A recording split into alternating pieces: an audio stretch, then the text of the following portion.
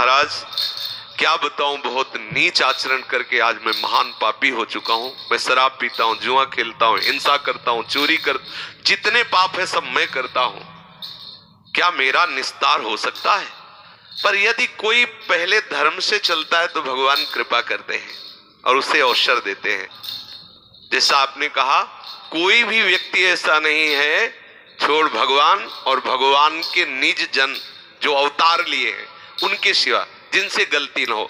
शास्त्र कहता है कोई एक क्षण भी बिना कर्म किए नहीं रह सकता। कोई भी, प्रत्येक क्षण कोई भी शरीरधारी कोई न कोई कर्म करता है, चाहे शुभ कर्म हो या अशुभ कर्म हो। प्रकृति उससे बलात् कर्म करवा लेती है। शास्त्र कह रहा है अब वो जिस स्वभाव का होता है वैसा उससे कर्म होता है। आसुरी स्वभाव का होता है तो पाप कर्म अधिक होते हैं, यदि दैवी स्वभाव का होता है तो उससे पुण्य कर्म होते हैं। पर होते दोनों से, क्योंकि शरीर पाप और पुण्य दोनों कर्मों से मिश्रित बना हुआ है। निश्चित है सबसे कुछ पाप होते हैं, सबसे कुछ पुण्य होते हैं। गलत संग हो जाए तो अधिक पाप हो जाते हैं और अच्छा संग हो जाए तो पुण्य अधिक हो जाते हैं। अधिक पुण्य वाला स्वर्ग जाता है और अधिक पाप वाला नरक जाता है। अजामिल जी से कहा तुम धैर्य धारण करो, चिंता तुम्हें करने की जरूरत नहीं। एक उपाय है, समस्त पापों का सांगोपांग नाश करने के लिए भगवान का एक नाम है, आप नाम जप करो। उनका ये मेरे से नहीं होने वाला। पापवंत कर सहज स्वभाव, भजन मोर ते भाव न काओ। बोले मेरे से भजन नहीं हो सकता, पक्की बात है, नहीं होगा। जिसका मलिन अंतःकरण हो गया वो भगवान नाम जप नहीं कर सकता। बोले तो एक बात करो, तुम्हारी पत्नी गर्भवती है, तुम्हारे बच्चा होने वाला है, आखिरी बच्चा है, इसका नाम तुम नारायण रख देना। बोले हाँ ये ठीक है। जब पुत्र हुआ उसका नाम नारायण रख दिया तो भगवत कृपा से उसको इतनी आसक्ति हो गई कि खाना पीना हर समय उसी बालक को तो नारायण नारायण पुकारना। देखो संतों के संग का प्रभाव देखो, जहां नाम जप के लिए साफ मना कर दिया था उसका नाम जप प्रारंभ, बेटा नारायण नारायण नारायण। कुछ समय बाद उसका अंतिम समय आया तो मृत्यु शैया में पड़ा हुआ था, उसको याद उसी अपने बच्चे की आई तो यमदूत आ चुके थे। भय से वो आक्रांत होकर व्याकुल होकर पुकारा नारायण बच्चे के लिए। जो ही इतना निकला तेरी भगवान के दिव्य पार्षद, नारायण नाम पूरा नहीं निकल पाया था और भगवान के पार्षद चतुर्भुज रूप धारण किए हुए गदा शंख चक्र और तलवार लिए हुए विराजमान, तुरंत यम पास काट दी और यम के दूतों को डांटा और कहा तुम इस निष्पाप पुरुष को दंड क्यों देते हो? तो उनका महाराज आप ऐसे देखने में तो बहुत दिव्य लग रहे हो, ये निष्पाप कैसे हो सकता है? ये तो महान पापी। बोले ये परम पवित्र हो गया क्योंकि इसने समस्त पापों का प्रायश्चित जिससे होता है वो हमारे प्रीतम प्रभु का नाम उच्चारण, एक नारायण नाम उच्चारण मात्र से इसके सारे पाप नष्ट हो गए।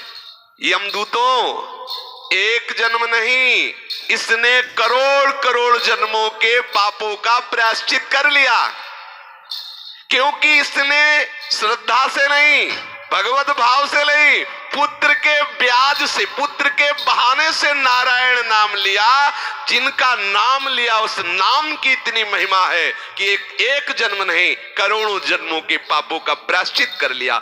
जिस समय इसने 4 अक्षर पुकारा नारायण चतुरक्षरम जगाद चतुरक्षरम नारायण, ऐसा उच्चारण करते ही जितने इसके रजिस्टर नरक में भरे पड़े थे सब जला दिए गए।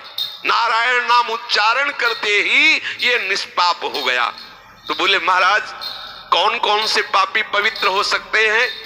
जो चोरी करता है, शराब पीता है, मित्र से द्रोह करता है, जो ब्रह्मघाती है, जो गुरु पत्नी गामी है, जो ऐसे नीच पुरुषों का संग करने वाला है, जो स्त्री की हत्या करने वाला है, राजा की हत्या करने वाला है, पिता की हत्या करने वाला है, गाय की हत्या करने वाला है, और भी जो बड़े से बड़ा पापी हो, सभी पापियों के पाप का नाश करने के लिए एकमात्र भगवान नाम है।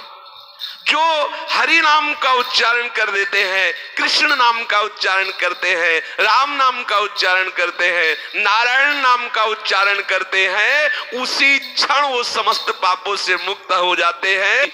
समस्त पापों का प्रायश्चित एकमात्र भगवान नाम है। वो किसी भी बहाने से सही भगवान नाम उच्चारण कर ले, परम पवित्र हो जाएगा। उसे गंगा नहाने की जरूरत नहीं। जो ऐसा महापापी है, हरि ऐसा उच्चारण कर लिया, उसे गंगा नहाने की जरूरत नहीं, उसे सेतुबंध, रामेश्वर, गया आदि में पिंडदान करने की जरूरत नहीं, उसे किसी पुष्कर तीर्थ यात्रा जाने की जरूरत नहीं। वो परम पवित्र हो गया। जिसने पुकारा हरि, उसको वेद पढ़ने की जरूरत नहीं। ऋग्वेद, सामवेद, अथर्ववेद, सब वेदों के पाठ का उसे फल मिल गया। और बोल, जिसने हरि ऐसा उच्चारण कर लिया तो प्राण छोड़कर जो यात्रा होनी उसके लिए उसने पूर्ण व्यवस्था तैयार कर ली। अर्थात शरीर छोड़कर जो जाना है, अब वो सीधे भगवत धाम जाएगा। उसे यमराज के दूत देख नहीं सकते। उसने सर्व पापों का प्रायश्चित कर लिया। ना उसे वेद पढ़ने की जरूरत, न गंगा गया काशी जाने की जरूरत, न कोई यज्ञ करने की जरूरत। इसने हरि हरि हरि, नारायण नारायण नारायण, राम राम राम, कृष्ण कृष्ण कृष्ण ऐसा नाम उच्चारण कर लिया।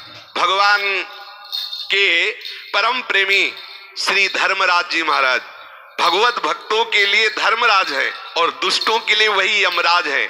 उन्होंने कहा है कि चाहे किसी भी बहाने से, किसी भी कामना से, किसी भी भाव से यदि कोई मेरे स्वामी श्री हरि का उच्चारण कर रहा हो तो अपने दूतों से का देखना भी नहीं उनकी तरफ। यदि गले में तुलसी की कंठी है, जिह्वा में नाम उच्चारण कर लिया तो लाने की बात जाने दो, वो कैसे भी हो देखना भी नहीं। ऐसे लोगों को मेरे समीप लाना जिन्होंने जीवन में एक बार भी नहीं बोला कृष्ण। अगर एक बार बोला है तो झंझट फंस जाएगी। पीछे एक बार चरित्र सुनाया था कि संत के कहने से 2 बार राम राम कहने से यमराज जी को बड़ी समस्या में फंसना पड़ा था। जीवन में यदि एक बार कृष्ण बोला है तो उसे मेरे यहां मत लाना। यमराज जी कह रहे, जिसने जीवन में एक बार भी भगवान नाम उच्चारण नहीं किया, जिसने अपने चित्त से कभी भगवान का चिंतन नहीं किया, जिसने एक बार भी प्रभु को प्रणाम नहीं किया, जो भगवत लीला कथा कभी नहीं सुने, ऐसे पापियों को मेरे यहाँ लाना। लेकिन जो भगवान नाम उच्चारण कर लिया, गले में तुलसी की कंठी बांधे हुए है, भगवत चरण आश्रित है, उनकी तरफ देखना भी नहीं। यमराज कह रहे कि दूतों तुमसे अपराध बन गया। अजामिल ने नारायण नाम उच्चारण किया और तुम वहां उपस्थित थे और भगवान के दूतों से प्रश्न उत्तर किया, इसलिए मैं अपने दोस्तों की क्षमा प्रार्थी होकर के भगवान से प्रार्थना करता हूं। सार बात है, किसी भी भाव से भगवान नाम उच्चारण कर लो, आपको नरक नहीं जाना पड़ेगा। स्वयं भगवान के पार्षद स्वयं यमराज जी और श्रीमद् भागवत इस बात की साक्षी है। भगवान नाम उच्चारण मात्र से सारे पाप का प्रायश्चित हो जाएगा। तुम्हें ना यहाँ वो फल भोगना पड़ेगा और ना नरक जाना पड़ेगा। ना इसमें रुपया लगता है, ना इसमें ये कहा जा रहा है कि आप नहा धो के जपो। जैसी स्थिति में हो, राम राम कृष्ण कृष्ण हरि हरि श्री हरे नमः राधा राधा, जो नाम प्रिय हो नाम जपने का प्रयास करो। नाम समस्त पापों का नाश कर देता है।